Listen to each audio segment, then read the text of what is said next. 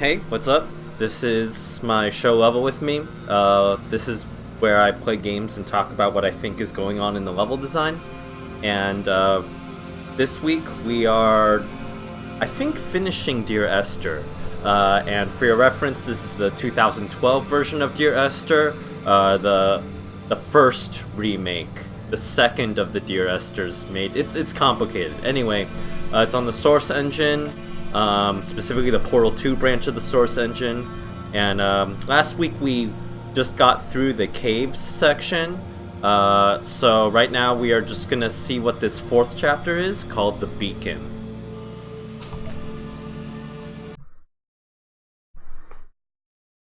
So Dear Esther is known famously for being like one of the most popular walking simulator games, which are first-person games where you walk through them and you don't shoot anything in the face, you just walk.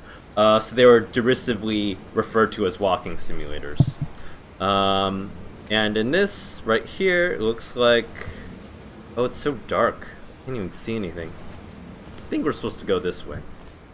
So the walking simulator is kind of about moving through space and stuff, but it also just has a reputation for like nothing happening. You're just walking.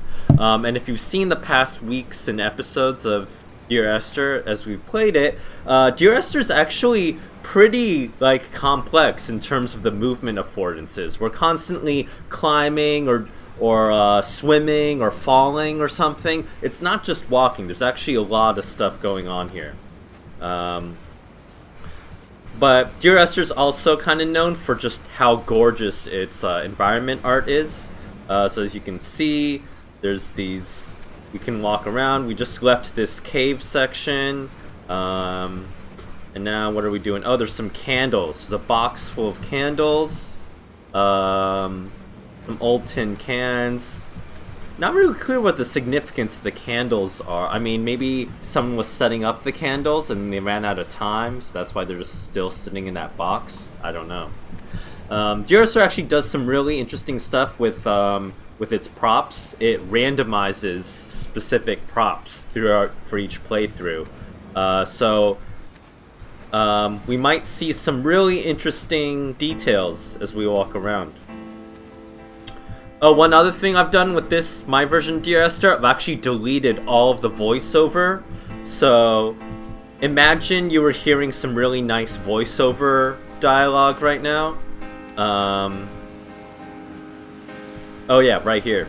But I actually deleted it because I don't want to compete with a professional voice actor. So, sorry. Maybe play the version yourself. Play Dear Esther yourself if you want to hear that voice acting. But... here we are, I'm just walking around, exploring this cave. It's really, really pretty. And notice just the use of, the very specific use of lighting here. There's just these little, islands of candles, these little dots of light. And those very specifically kind of signpost where we're supposed to go as the player. They also use the color orange, which is a contrasting color with the blue that's everywhere throughout this scene. So that's another way that they draw a lot of our attention to it. But I'm gonna walk over here because I feel like most gamers have trained themselves not to walk where they're supposed to go, but to always explore side areas and stuff to see what's going on. Traditionally, you do that to find secrets or extra power-ups or something. But here in Dear Esther, your reward for exploring is not a power-up or a secret. It's a cool thing to look at, which I think is reward enough, maybe, right? But we walked all the way over here and we saw another electrical diagram. That's another one of Dear Esther's elusive kind of visual devices. And there's a blinking red light off in the distance. I think that's where we're heading. I think that's the beacon we're going to be heading up to later. As we keep walking around, A lot of swelling piano music. This is the most music I feel like we've heard in this entire game. So there's a sense that like all this stuff is building up into like some kind of climax now. Oh, let's walk out here. Unless we're supposed to. Yeah, I think I'll walk over here. And just look at how like beautiful that like water is. Like this game does not look or feel like, oh no, I just fell to my death and drowned. I'm sorry. My bad.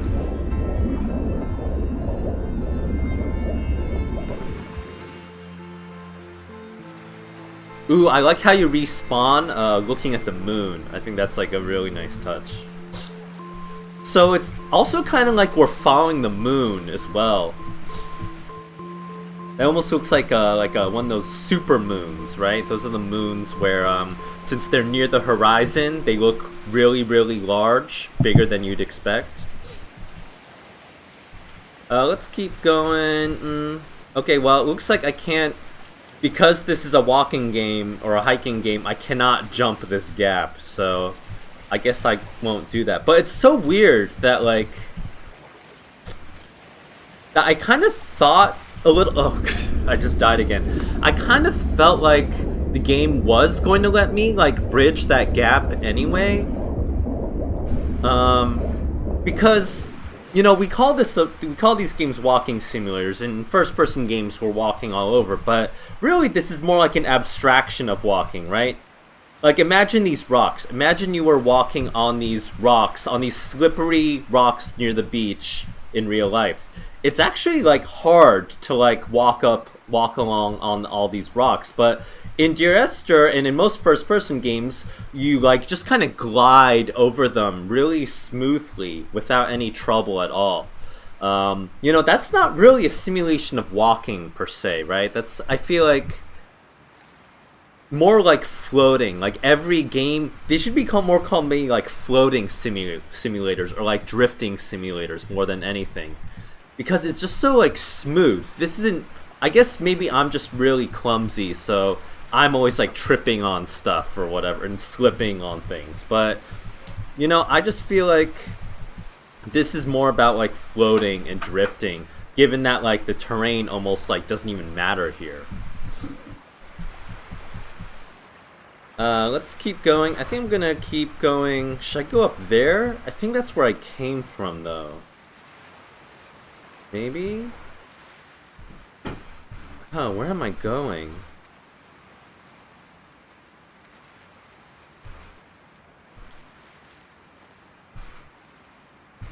Huh. Oh, wait. Okay, this is... I could have gone either way around this rock formation, I think.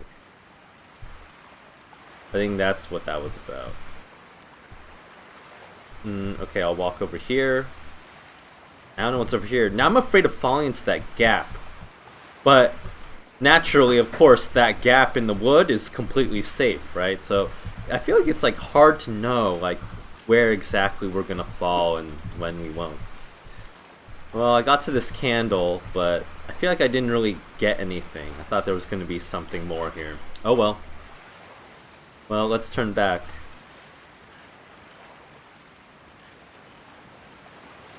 I do like that there's all these like piers like extending off the beach. I think that's like a very interesting kind of structure there.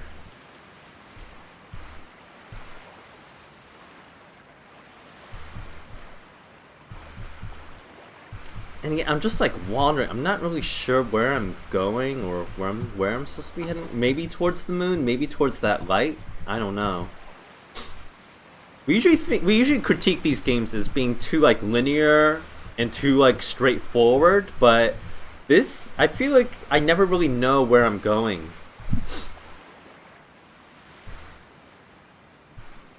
I guess I'll just follow these candles. It's actually kind of romantic, I feel like, right? Imagine someone did this for you in real life. Imagine they stranded you on an island and then lit all these creepy candles. Really romantic, right? Oh, where am I going? Oh, I love this structure too. I don't know, I guess this is like a boat launch, or it used to be a pier or something.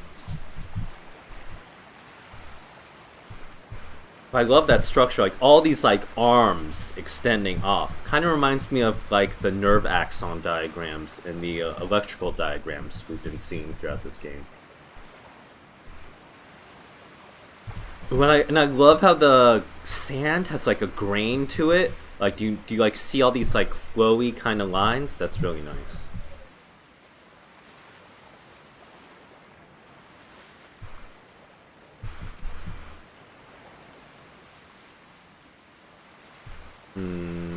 Oh, which way? Do I follow those candles over here or go in this cave? I think let's try this cave. Let's see what's in here. Oh. And it looks like what's in this cave is... Well, let's zoom in a little bit closer, because I don't think you can see very well. What's in this cave is... Oh, like a broken... An image with someone's like face broken, a cracked frame. That's interesting. I think this is one of those randomized props that I was talking about earlier. So maybe... Oh no! I fell through the ground. Oops. Okay. Let's try that again. There we go. So I think that's... maybe if we were playing this all in one playthrough, we would have seen this broken picture frame earlier throughout the game. And now we would like create all these like mental associations with that image.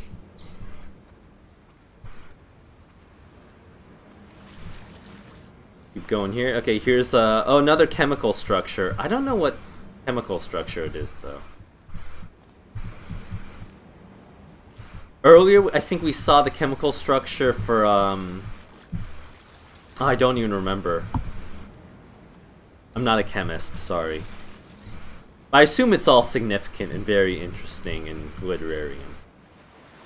Okay, let's swing back here and follow some of the candles.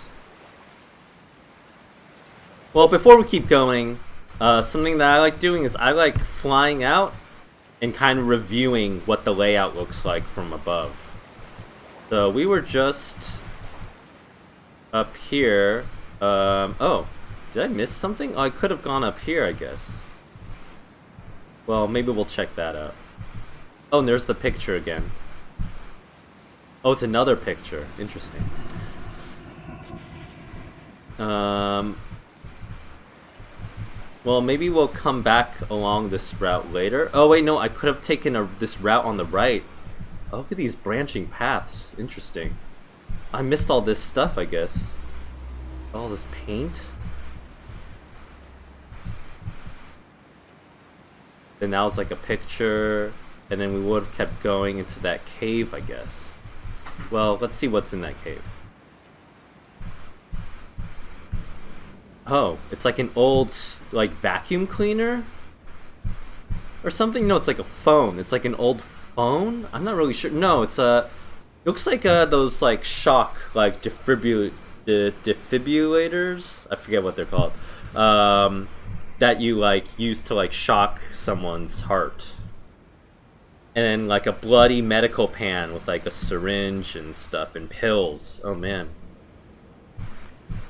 So that kind of links back to a lot of the imagery we've been seeing in Dear Esther in previous weeks, where there's an allusion to like a car accident, to like maybe a miscarriage or something. To Esther, whoever Esther would be in this case. So that's really interesting. It's like a little shrine. Nice. Also, very restrained use of lighting. I feel like if I was lighting this scene, I probably would have been way too garish and way too strong with the lights. I probably would have put in like 1 or 2 point lights here that are like flickering and pulsing like a candle. Here, this is, I think, very restrained use of light.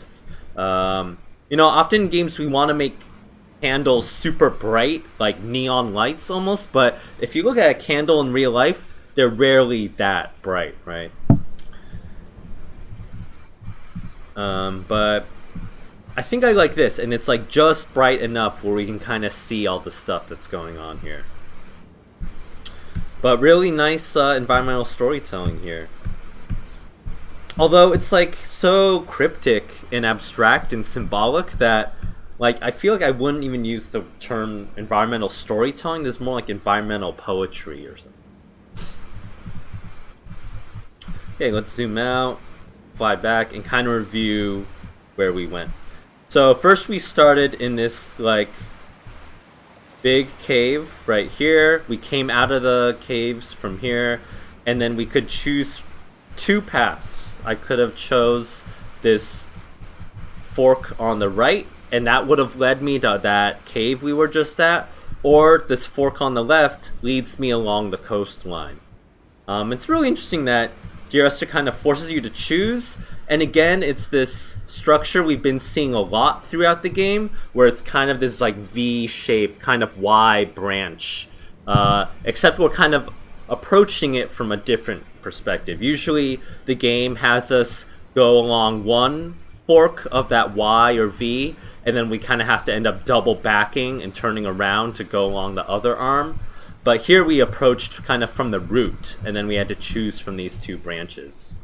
So that's really interesting. Oh man, the water reflections are really nice too. Well, I took the left route, and then I looked at this diagram, and then we took a lovely little stroll along the water here.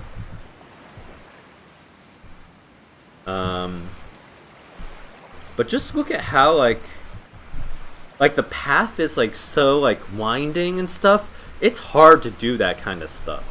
Like in games, especially the level editor used to create source engine kind of levels called Hammer,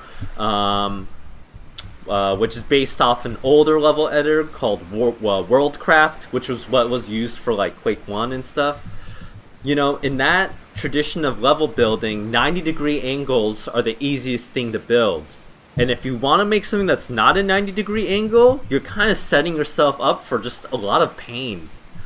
So the idea that you make this giant organic level and sculpt all these forms with all these winding curvy paths everywhere, like that's really impressive. That's so much work. Like I would specifically avoid making a game like Dear Esther so that I could avoid having to sculpt all that terrain. So just like the sheer like craftsmanship and like all the labor out here is just really impressive. That's kind of like what I noticed first and foremost. But there's also just these interesting pier kind of structures that like jut out from the landscape. What else were we seeing? Man, I just love the normal map on this water too, right? It doesn't even... It's actually kind of low res. Do you notice how it's like a little bit pixelated and stuff? Like the compression on it isn't even that great, but it doesn't even matter because like from over here, you're just looking at it from a grazing kind of angle, so it still looks good anyway. Let's keep going here. Oh, and let's turn on the wireframe too. Just get a sense of how the geometry looks underneath. Again, God, look at how complicated that looks. Wow. Jesus Christ. So again, when we're looking at wireframes, there's two different colors you might see. The red stuff is all the sprites and all the fog. But there's also the green wireframe. That's the low poly geometry sculpted in the level editor itself. And then the bluish wireframe is our props, static meshes that Rob Briscoe made in Maya or whatever, and then imported into the engine. So he made those in a separate 3D package. And just notice how low poly it actually kind of is, right? Even these hand sculpted rocks are like pretty low poly, right? Maybe like 40 triangles per rock. But then if you turn off the wireframe, they hold up really, really well, right? Like you can't even tell how low poly that is. I think part of that is just really nice lighting, just really clever use of arranging everything. But it's also like these are kind of low rocks that kind of hug the terrain. So you can't really make out the silhouette of these rocks that well. Like if you did, you'd see how pointy they are. But even then, like a lot of naturally occurring rocks are surprisingly pointy and sharp. It's stuff too, with like planar edges. So, you know, maybe low poly rocks aren't really that far off from what a realistic rock would look like. I think I just talked for like 5 or 10 minutes about rocks, sorry, but you know, rocks are serious business in video games. If you go to a forum called Polycount, that's like the biggest 3D art forum on the internet. If you go there, there's a thread called Show Me Your Rocks, and it's just literally, I think, 80 pages of people sculpting rocks. That's how common rocks are in video games. And for better or worse, that's why we like worship rocks in this like kind of strange way. Let's keep going. Oh, I love all these little pools too. Like all these subtle reflections and pools. That just looks really nice. Okay, let's keep going along here. So then we walked along this terrain right here. I like how there's kind of this 90-degree bend right here to like mark the beginning of like an artificial structure here. And when I'm looking down, it like kind of like conforms to the cliffs a little bit.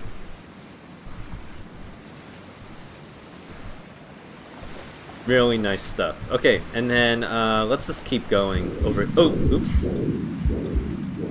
I think I just hit a kill volume. Sorry.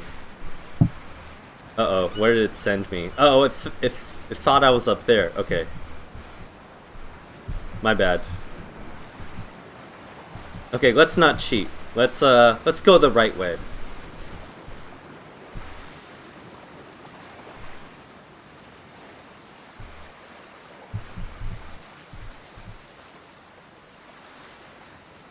Let's go. Oh wait, no. Weren't we just in that cave? Okay, let's keep going.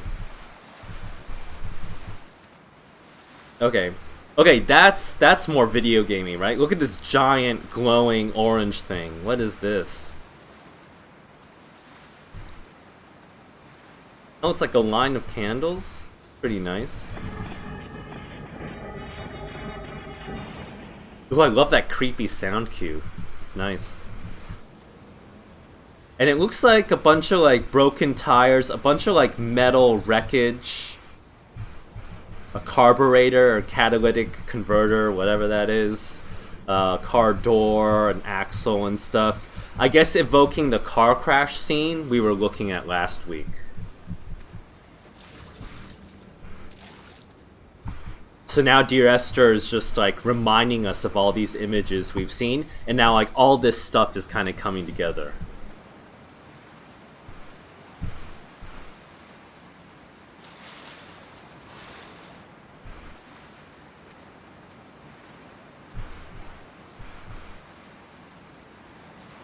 Oh, the chemical diagrams come from the coffee, according to the voiceover you can't hear. That's interesting. Oh, and then there's something written on this hillside. What does it say? I can't even read it very well. It's kind of interesting how, like, this is kind of different from a lot of the ways we've approached words in this game. We're approaching it from the wrong way, right? When you read English, it's left to right. We're approaching this right to left, and it's also super close up, so we can't even really read the sentence. Also, all the different ridges and rock outcroppings are actually distorting the sentence a lot, so it's like really hard to read. It's like the phrases are like unraveling a little bit.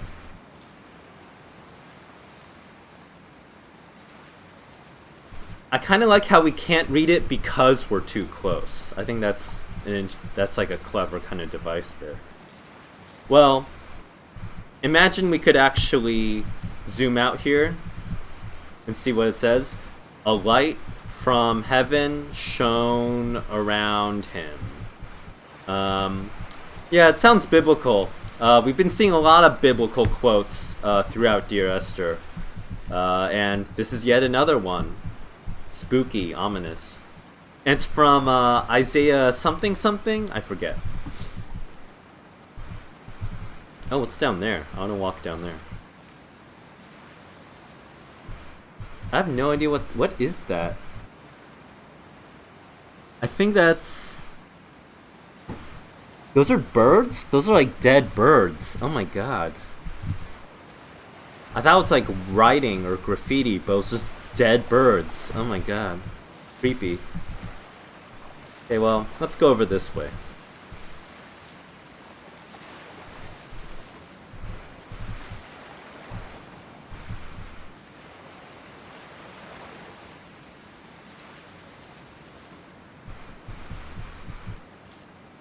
From here I can see my armada, all the letters I was gonna send to you. And if we walk over, there's some broken stuff. Oh man, and then there's all these cool paper boats. Oh man. This is really nice.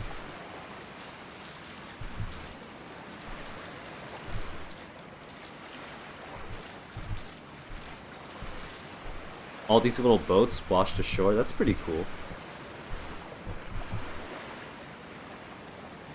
I almost kind of wish we could pick it up, but maybe that would kind of ruin the mystique here.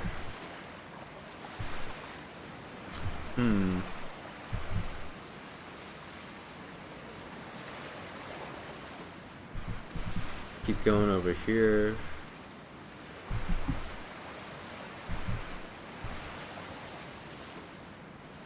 This is actually, you know, let's actually go back here. This is actually, I think, really, like, surprisingly readable. Like, I feel like Dear Esther is so noisy a lot of the time, and there's just so much, like, detail and grit everywhere. But in terms of just, like, colors and values, it's like pretty readable, right? Like, we know that we're supposed to pay attention to this stuff over here, right? Because it's like bright and it's orange. And then here, these are some details, but we know we're not supposed to pay attention to this like wood plank in this random box because like the colors and the values are all kind of like blending in with each other. We know to like identify and read this part as part of like this landscape we're not supposed to pay too much attention to. So I like that kind of readability. That's nice, I think. But let's keep going this way. Oh, what is this? This is like an old kind of bunker or something? Walk over here. Oh yeah, it's like this old concrete bunker thing. What's in here? Oh, on a sudden... Does that say on a sudden? I think that says a light from, or a sudden. I can't read it. A light from heaven shone around him, and he fell to the ground. Ooh, and then there's a bird nest with eggs. Ooh, and can you see that really subtle smoke coming off the candles?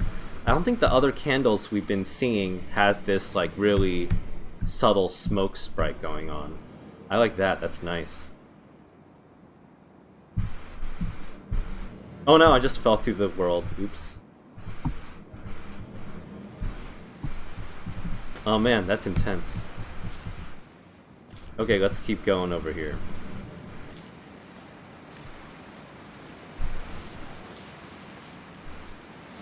And now we walk back from that, and it's actually perfectly framing us back to look towards the direction of that blinking red light. So that's actually really clever. I feel like we went up to those boats, right? Walked over here, and then when I walked here and looked over, I saw the orange glow over there. So I knew something was over there. So then I walked over there. But then when I walk back out and look over here, they've like framed my view perfectly as to where I'm supposed to go. So that's pretty interesting. I think that's like really good use of like grabbing our attention and pointing us certain directions. Well, let's keep walking along this bunker.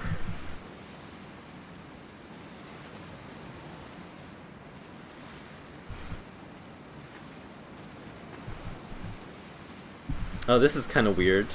That's kind of too bright, right? Huh, I wonder what's going on there.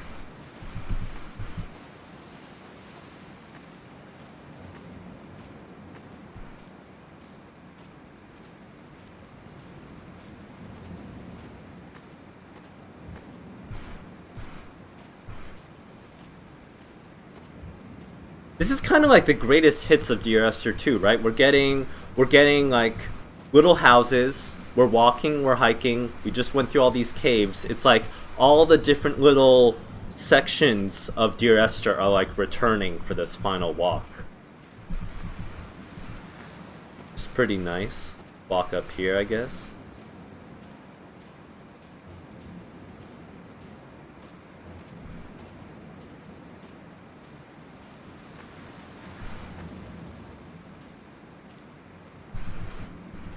Oh, did I walk on the wrong side of this fence? Oops. How do I get to the other side? Oh no. Okay. Oh, now I'm okay. Huh, that's weird. Why do they have like a ravine like this? Oh, okay. Oh, I walked up. But there's nothing here.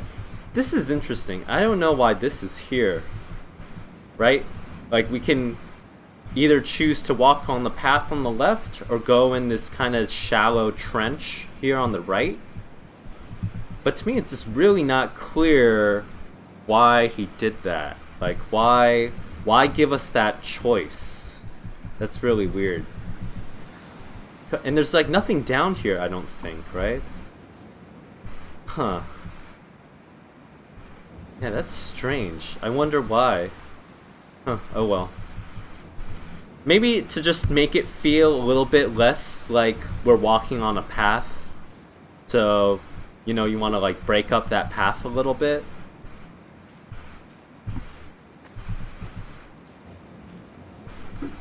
Keep walking. What is this? Is this lavender? I don't know. I can't identify these plants. I'm sure there's an article somewhere that talks about all the wonderful foliage in Dear Esther.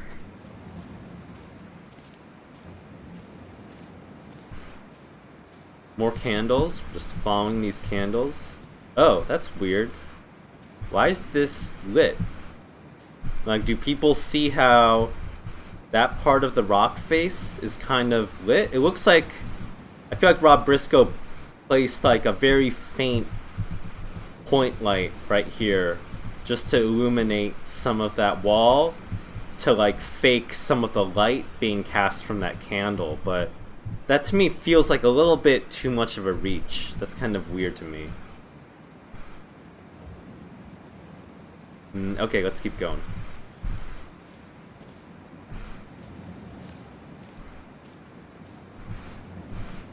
Oh, let's walk up here. What's over here? Oh, this is the candle where we kind of fell from earlier. Oh man, look at that cliff. That's like a really nice cliff. And that texture is tiling, and you can't even tell it's tiling just because he sculpted it in this like specific way.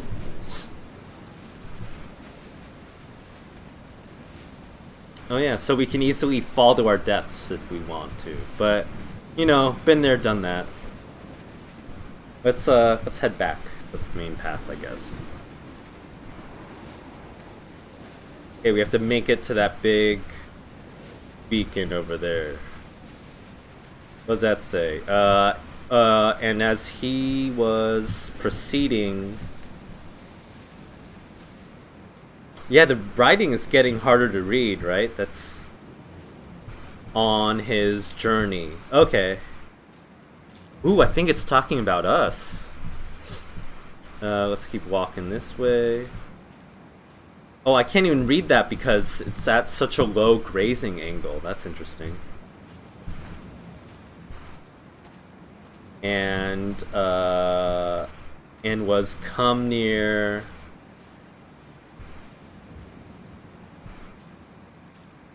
What does that say? Oh, to Damascus. Okay. Right, these are the quotes the voiceover narrator has been saying over and over and over. Oh, neither did he eat nor drink? It was 3 days without sight. Oh.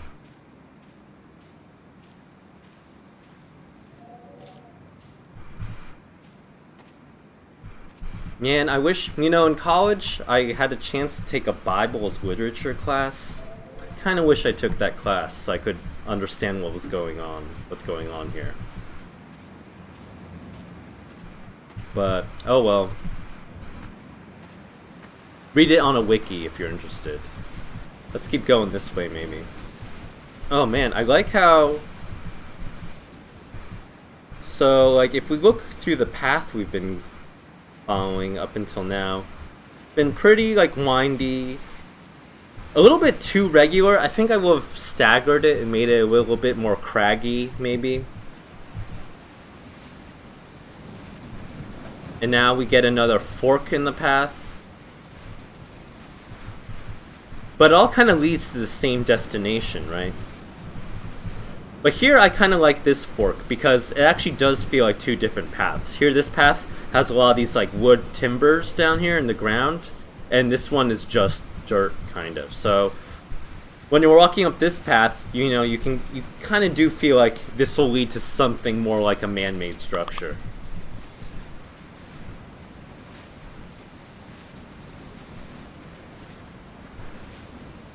Let's walk up here. Oh, let's go in this little house.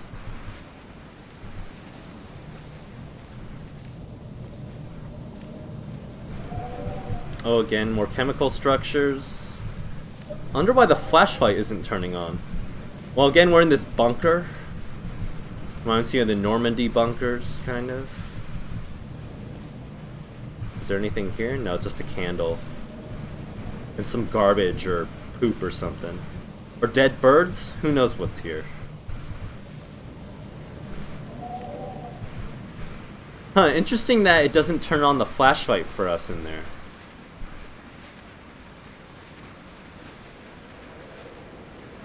We can walk along this cliff. Oh man, look at how narrow this ledge is. Oof.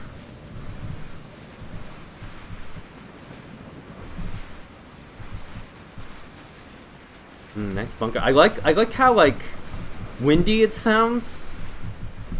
It's important that it sounds windy because that actually makes me feel like I'm in a windy place. Often in level design, I do feel like we kind of neglect the effect of sound on how an environment looks or feels.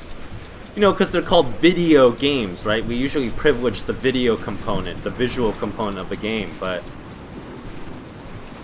the sound design here, like, helps me feel like I'm on a mountain or I'm on a ledge or something. Oh, maybe I did. Did I lose my flashlight in the caves? Is that canon? Maybe. Ooh, I like how the stairwell is like already like really precarious feeling. Like, we're walking up here. There's a danger sign. It's all these jagged forms right here. Like, there's some barbed wire here, so it's like really creepy shapes and silhouettes along here. And then even the fence has given way at this point, right? And now we're walking up this really creepy stairwell.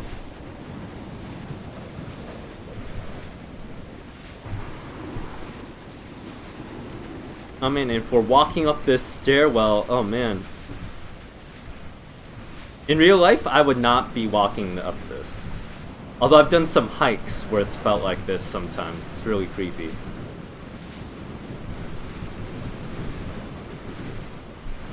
More writing. Keep walking. Let's get to that blinking red light up there. Oh, in the chat, apparently, there's a broken flashlight at the beginning of the cave section from when we fall down, I guess? Huh, I didn't even notice that. But good to know. What's that? Oh, that's a candle. Okay. Except it's not really giving off that much light, right? I think that's because displacements aren't really light mapped like that. so it's hard to give off localized light in that little spot right there. Keep going. Oh man, look at how stretched this texture is. I mean, it doesn't look good if you like stop and stare at it, but if you're playing, you don't really care, right?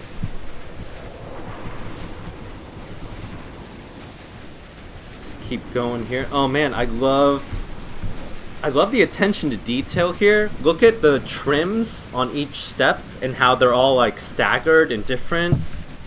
Really nice edge work there. Oh no, I just fell through the stairs. Oops. Where was I? But yeah, really nice stairs here. Oh man, I love how like the wind sound is getting louder and louder. There's more particles up here actually.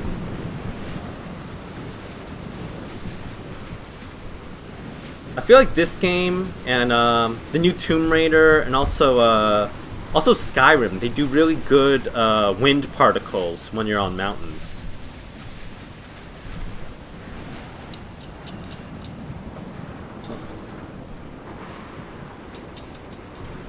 Oh man, and now you can hear the fence shaking. Oh, that's really creepy.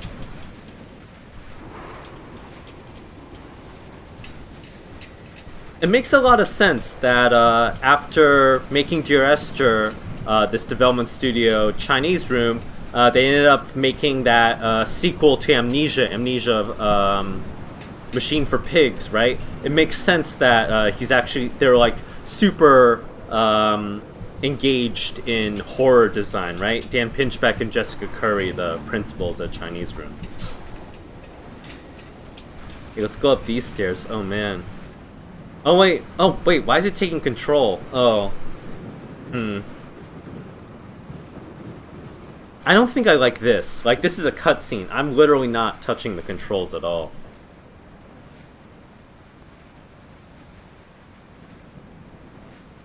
And we should be hearing like a very triumphant voiceover right now that's building up all the meaning and beauty in the game. But right now you're just gonna get my voiceover, unfortunately. And we're just climbing up this ladder. Oof.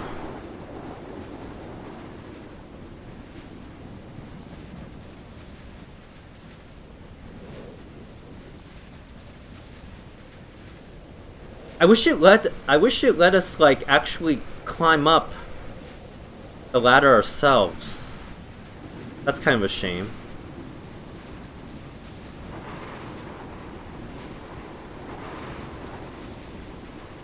Oh no, now we're jumping off. We did all that just to jump off a tower. Maybe I should have just died 3 hours ago. Save us all a lot of trouble. Oh yeah, I didn't notice the design on the cliff. Should have looked at that more. Sorry.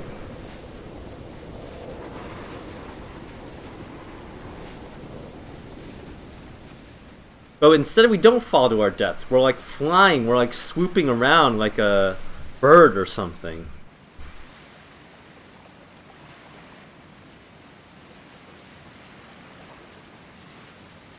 And now we're having a very beautiful... The music should be swelling right now, but I think I deleted too many sound files. I ended up deleting some of the music too, sorry. Sorry, Jessica Curry. But yeah, I guess that was Dear Esther. Again, really gorgeous level design. Really interesting use of like different paths and terrain and stuff. You become really conscious of the way you move and the paths you take when you play Dear Esther, I think. Also, not just a walking simulator, also a falling simulator, also a swimming simulator, also like a hiking and climbing simulator. A lot of stuff is going on. I just wish it was also like a climb the ladder simulator at the end, but oh well, you can't have everything. Oh, and then I guess we end on this image of all these paper boats floating in the water. I guess we were a paper boat the whole time. That's the moral of the story. Yeah, I think in the original mod you did climb the ladder on the antenna yourself. But it is, yeah, kind of a shame that we don't actually get to do it ourselves a little bit. I don't know. There's a part in Thief 3 where it's kind of the same thing, where you kind of have to jump off yourself at a certain part, and then that's when it like feels really good and interesting and powerful. Oh, what's going on? Now you just get like a black screen, and it doesn't boot you back to the menu. That's actually a really interesting design decision, actually. I think most games would like start rolling credits and boot you back to the main menu, but now Dear Esther's just kind of fades to black, and you just hear the sound of water, and it's kind of up to you to decide like when you're done and ready to move on. So that's actually a pretty nice device. Good job on that. Well, anyway, that was Dear Esther. Hope you had a good time. Hope you learned a few things. And as for the next game, as for what I'm gonna do next week, I don't know, but you know, I'll surprise you. Maybe it won't be that much of a surprise. We'll see. Anyway, thanks for tuning in, and see you next week. Bye.